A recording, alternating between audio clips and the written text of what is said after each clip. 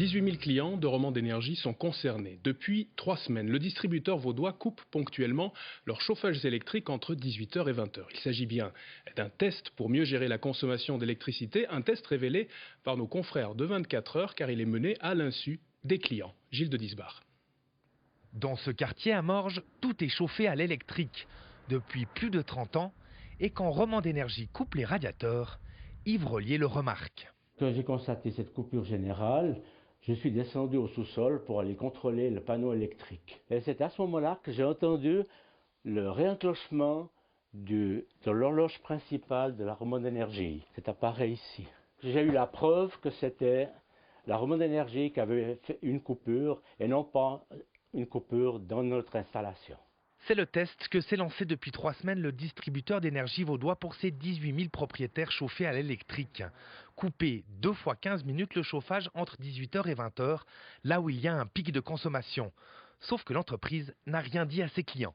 Je respecte tout à fait la démarche des ingénieurs de Romande Énergie qui ont eu cette idée. Le problème, c'est que les gens n'aiment pas être pris par surprise. Il y en a qui ont commencé à démonter leurs radiateurs, d'autres se sont attaqués à leur compteur pour savoir ce qui se passait. Donc c'est uniquement un problème d'information. Depuis, Jean-Pierre Méraud a reçu 89 plaintes des membres de son association. Bien maigre pour Romande Énergie qui, dans un mail, garantit le confort de ses clients. Après 3 semaines de pratique, il se confirme que l'interruption est imperceptible pour la grande majorité des clients. À ce jour, moins d'1,5% des clients concernés nous ont contactés pour obtenir des informations. Pour Jean-Yves Pidou, ce test révèle la volonté d'innover des distributeurs d'énergie pour mieux gérer la consommation d'électricité en général. Après, évidemment, il y a des étapes suivantes qui consistent par exemple à développer des compteurs intelligents. Dans la stratégie énergétique 2050, il y aura des compteurs intelligents, qui veut dire que les distributeurs vont commander beaucoup plus de choses jusque dans l'espace domestique des clients. Cet épiphénomène souligne une fois de plus la difficile transition vers la nouvelle politique énergétique décidée en Suisse. Voici les 2 images qui résument la fulgurante ascension de Cointrin à gauche au milieu des années 60, un aérodrome quasi familial avec la fameuse passerelle où chacun venait voir les avions. Aujourd'hui, un développement à marche forcée. La Tribune de Genève livrait le chiffre.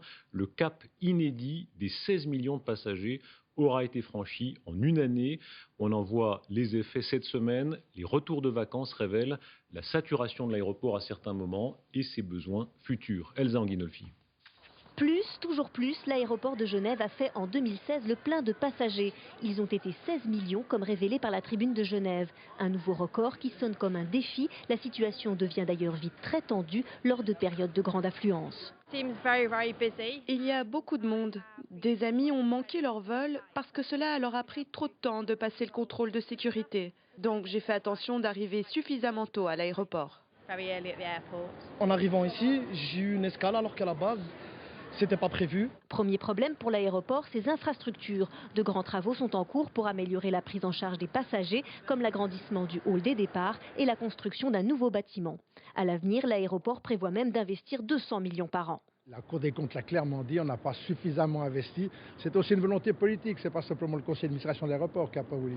Un effort devra être fait pour rattraper. Des investissements, il en faudra aussi probablement pour assurer l'accès des passagers à l'aéroport, que ce soit en transport public ou par la route. La circulation autour de l'aéroport sera peut-être le plus grand défi à relever que de regarder qu'est-ce qu'on peut faire pour augmenter, diminuer, garder en l'état les capacités de notre aéroport de Genève. Derniers inconnus, les grands axes du développement à venir. Ils sont négociés entre la Confédération, le canton et l'aéroport, une négociation à laquelle les riverains souhaiteraient être associés. Aujourd'hui, quand vous avez 40 000 personnes qui sont gênées ou qui ne peuvent même plus prendre un apéritif le soir sur leur balcon, qu'ils soient locataires ou propriétaires, peu importe, ça veut dire qu'il y a quand même un sacré problème, un problème de santé publique. Et là encore, il s'agit d'un problème politique, et c'est aux politiques de prendre soin de ses concitoyens et non pas de les soumettre à une activité qui génère autant de nuisances. Pour tenter de changer la donne, plusieurs associations de riverains ont lancé une initiative qui vise à limiter la croissance du trafic aérien. Ils ont récolté plus de 14 000 signatures. La nouvelle loi sur la formation continue est entrée en vigueur en ce début janvier. Elle doit favoriser l'enseignement de compétences de base, lire, écrire, compter, la lecture, les mathématiques. Reste à savoir si les montants alloués seront suffisants. Manon Germont. Lindita Nalbani suit des cours de français depuis 3 ans. Le bus avait 15 minutes de retardé. Retard. Elle veut maîtriser la langue pour devenir conductrice de bus au transport public lausannois et souhaite simplifier son quotidien. J'ai envie de me trouver indépendante, lire librement et puis pas demander chaque fois à quelqu'un que tu peux m'aider, comment on fait ça. Vraiment être bien, que je me trouve à l'aise à écrire. En Suisse, 16% de la population est incapable de lire un texte simple et 8% peinent à résoudre un problème de calcul. La nouvelle loi sur la formation continue veut y remédier et pour cela, la Confédération investira 25,7 millions, dont une partie pour financer des projets cantonaux. Insuffisant, estime la Fédération suisse Lire et Écrire. Les craintes sont que le nombre de cours stagne, que des nouvelles personnes qui sont en liste d'attente déjà aujourd'hui ne pourront pas être accueillies, c'est-à-dire que toute personne qui a vraiment besoin d'apprendre la lecture, l'écriture et le calcul ne trouve pas une réponse à sa demande.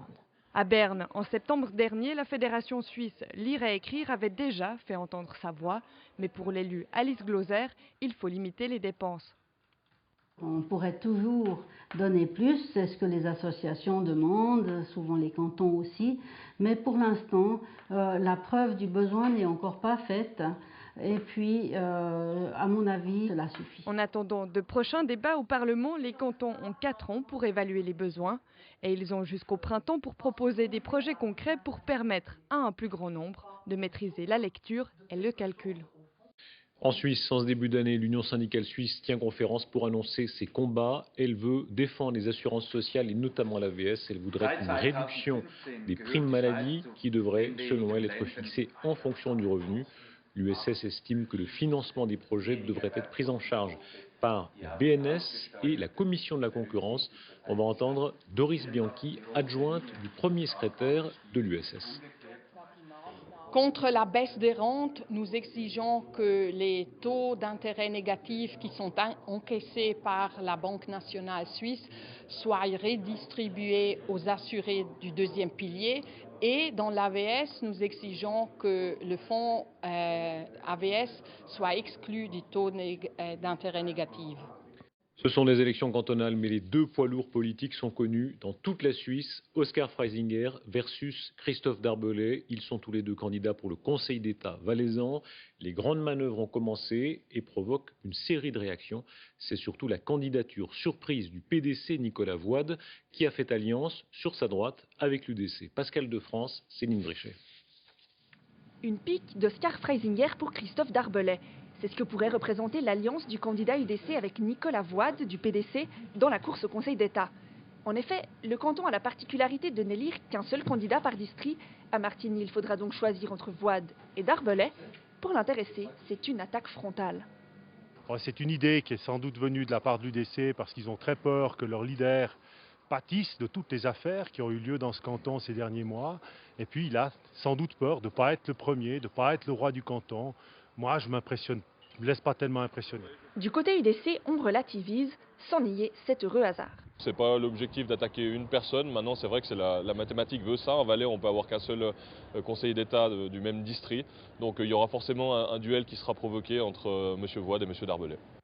Le but d'Oskar Freisinger, pour leur seul élu UDC au Conseil d'État, est d'obtenir un deuxième siège pour la droite dure. La candidature de Nicolas Voide pourrait lui permettre de l'obtenir en ralliant la partie conservatrice des démocrates chrétiens. Toute la question est de savoir au détriment de qui. On pourrait imaginer que ça soit la gauche qui a un siège, mais on pourrait tout à fait aussi imaginer que ça soit le PDC qui soit l'objectif et effectivement M. Darbellet pourrait être l'ennemi visé ou l'objectif visé. Un ennemi à abattre plutôt qu'à côtoyer. Si Christophe Darbellet est élu, c'est un combat de coq qui pourrait s'annoncer au gouvernement, pas forcément pour le bien du canton. On pourrait avoir deux figures fortes qui se font systématiquement opposition et qui divisent complètement le gouvernement. Donc c'est des cas d'école qu'on a déjà vus dans d'autres cantons, où on a des figures qui ne sont pas en mesure de s'entendre et qui se font face et qui paralysent une grande partie de l'activité gouvernementale. Aujourd'hui, ce sont 11 candidats qui sont en course pour les 5 sièges du Conseil d'État. Aux Valaisans de faire le tri en mars prochain. Chaque jour, des dizaines de milliers d'automobilistes passent par là sur l'autoroute entre Lausanne et Vevey. Leur quotidien risque d'être bouleversé par les chantiers qui s'annoncent. Le point sensible est l'élargissement du tunnel de Belmont. La mise à l'enquête vient de s'achever. Les oppositions sont nombreuses. Yvan Thorimbert, Jérôme Galichet. Un chantier pharaonique à 800 millions de francs au cœur d'une zone ultra-urbanisée.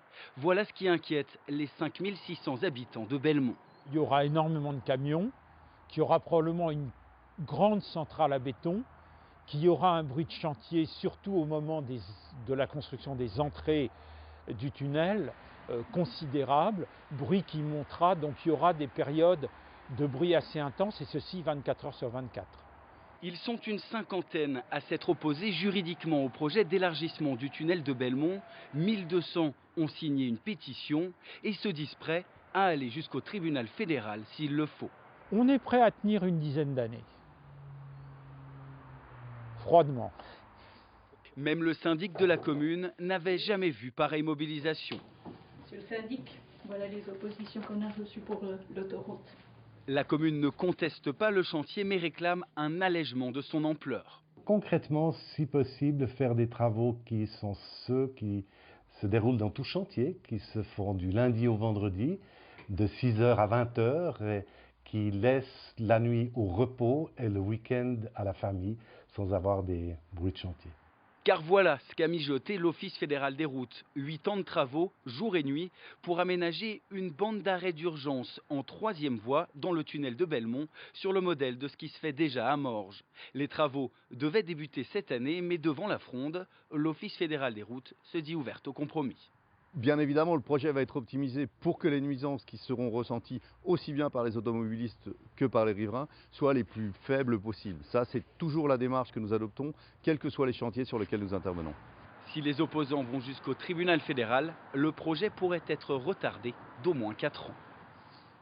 Les chiffres sont à prendre avec les précautions d'usage. La campagne en vue des votations du 12 février ne fait que commencer. Mais si les Suisses votaient aujourd'hui, ce serait 3 fois oui, selon le premier sondage SSR publié ce matin. Le détail avec Alain Rebotet. La surprise du sondage, c'est la loi pour faciliter la naturalisation des étrangers de la 3e génération. 74% des sondés l'approuvent, contre 21% qui la refusent. Pourtant, on restera prudent. Car en 2004, les premiers sondages aussi étaient favorables à un tel objet qui finalement avait été refusé. Mais cette fois-ci, c'est différent. Déjà, on vote seulement sur la naturalisation de la 3e génération et non de la 2e en même temps. Ça, c'était un problème, disons, en 2004. Et aussi, le contenu, il est différent.